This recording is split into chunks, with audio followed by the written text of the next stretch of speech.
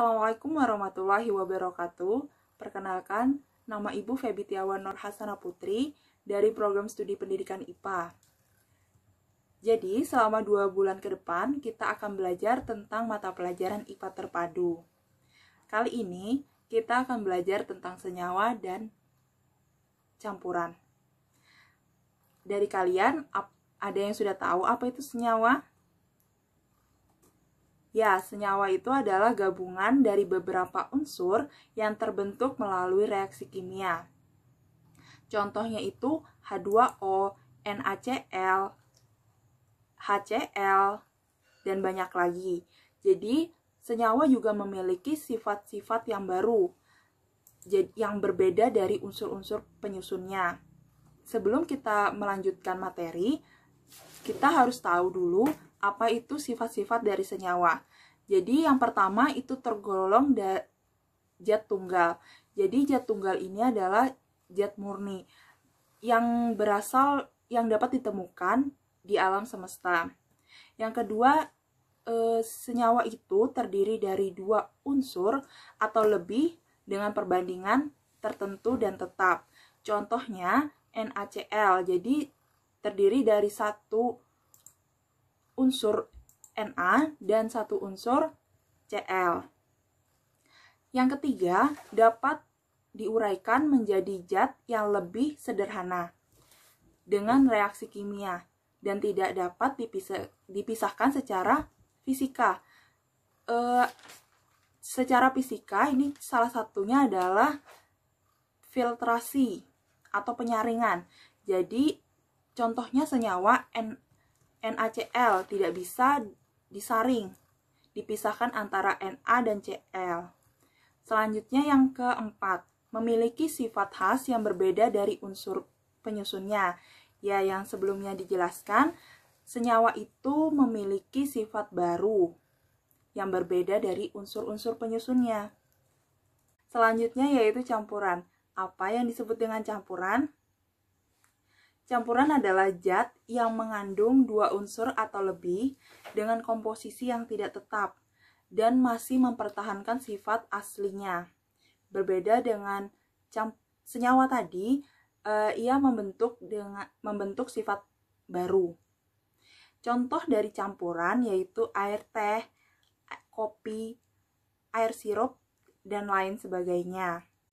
Di sini dapat dilihat apa saja perbedaan dari senyawa dan campuran. Kalau senyawa itu terbentuk dari reaksi kimia, sedangkan campuran tidak. Kalau senyawa itu memiliki massa yang tetap, sedangkan kalau campuran itu memiliki massa yang tidak tetap.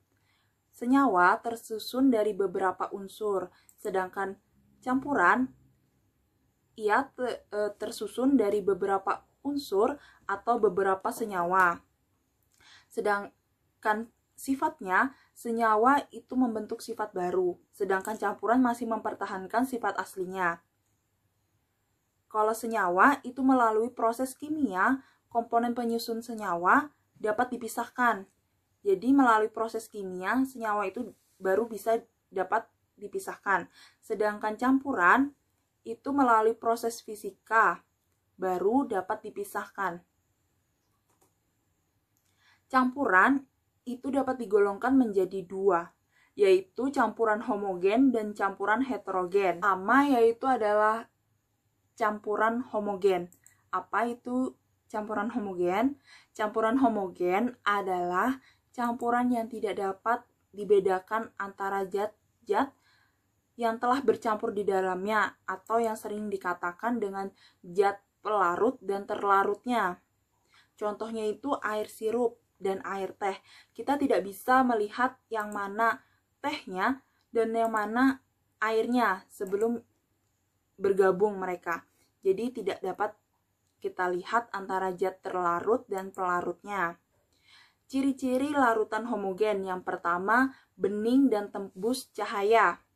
Jadi kalau misalnya kita punya air sirup, kita pakai senter, itu masih bisa tembus cahaya. Selanjutnya yaitu partikel-partikel zat akan tercampur merata. karena partikel-partikel di dalamnya itu tercampur merata, maka dari itu kita tidak bisa melihat antara zat pelarut dan terlarutnya. Yang C, ukuran partikel zat yang akan bercampur di dalamnya berukuran molekul, jadi berukuran sangat kecil. Maka dari itu tidak dapat terlihat zat pelarut dan terlarutnya. Yang D, campuran tidak akan mengendap jika didiamkan. Jadi contohnya itu air sirup. Jadi kalau air sirup itu kita diamkan selama 30 menit, dia tetap akan menjadi air sirup. Karena sirup itu tidak bisa mengendap. Karena yang tadi dijelaskan adalah campuran homogen. Campuran homogen ini kalau sudah diaduk, dia akan bercampur secara merata. Jadi sehingga tidak dapat dilihat yang mana itu zat terlarut dan pelarutnya. Selanjutnya yaitu campuran heterogen. Campuran heterogen apa sih itu? Campuran heterogen adalah campuran yang masih dapat dibedakan antara zat terlarut dan pelarutnya. Jadi ini berkebalikan dari campuran homogen. Kalau tadi campuran homogen itu tidak bisa dibedakan, kalau campuran heterogen ini masih bisa dibedakan. Contohnya itu air sungai. Air sungai yang mereka itu bercampur antara air dan lumpur. Jadi kalau misalnya dia mengendap, lumpurnya itu akan berhenti di bawah, sedangkan airnya akan di atas. Kalau misalnya kita aduk lagi, dia akan bercampur. Dan kalau kita diamkan selama beberapa menit, dia akan mengendap. Jadi kita bisa melihat antara zat pelarut dan pelarutnya. Apa sih ciri-ciri dari campuran heterogen? Yang pertama, keruh dan tidak tembus cahaya. Jadi kalau misalnya air sungai, kita taruh di gelas yang bening, kita anukan senter, itu tidak akan tembus cahaya senter tersebut. Selanjutnya, partikel-partikel zat yang tercampur tidak merata. Karena partikel zatnya itu, sama yang C tadi, partikelnya itu ukurannya lumayan besar, jadi tidak bisa tercampur merata.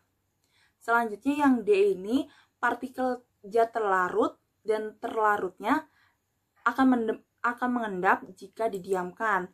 Ya, tadi contohnya yaitu air sungai. Jika kita diamkan, dia akan terpisah antara zat pelarut dan terlarutnya, antara air dan tanah atau lumpur di bawahnya. Itulah materi dari senyawa dan campuran. Coba kita perhatikan tabel di samping. Ini adalah tabel perbedaan antara senyawa dan campuran untuk mengingat kembali materi-materi yang telah dijelaskan tadi. Senyawa itu berasal dari zat tunggal. Kalau campuran itu gabungan dari beberapa zat tunggal. Sedangkan senyawa itu dapat diuraikan secara kimia, sedangkan campuran itu harus secara fisika. Kalau senyawa itu terdiri dari 2 atau lebih komponen dengan perbandingan massa zat penyusunnya tertentu dan tetap. Sedangkan campuran itu terdiri atas 2 atau lebih komponen dengan perbandingan massa yang tidak tetap. Senyawa memiliki sifat tertentu atau tertentu yang berbeda dari unsur-unsur penyusunnya, atau senyawa membentuk sifat baru. Sedangkan campuran ini masih memiliki sifat-sifat unsurnya itu masih tampak. Jadi campuran itu masih mempertahankan sifat-sifat asli dari penyusunnya. Baik, demikianlah penjelasan dari Ibu terkait materi senyawa dan campuran. Selanjutnya untuk memperdalam atau menguasai materi senyawa dan campuran, kita akan berlanjut kepada LKPD. Jadi nanti peserta didik silakan mengerjakan LKPD yang telah disediakan. Sekian penjelasan dari Ibu. Akhirul kalam. Wassalamualaikum warahmatullahi wabarakatuh.